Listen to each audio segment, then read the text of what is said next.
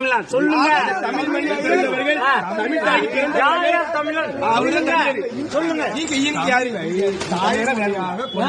நான் தமிழ்நாடு ஏங்க 300 வருஷமா நான் இங்கதாங்க.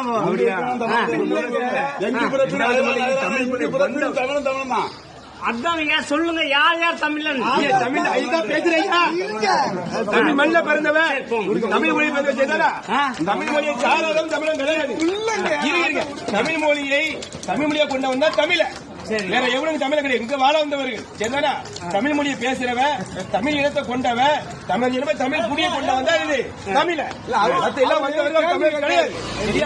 தமிழ்நாட்டுக்கு வந்துகிட்டு யார் யார் தமிழ் கேட்கிற உரிமை உங்களுக்கு யார் கொடுத்திருக்காரு? அது ஆச்சரியமா இருக்கு. நான் கன்னடால பேச முடியுமா? நான் ஆந்திரா பேச முடியுமா? கேரளா பேச முடியுமா?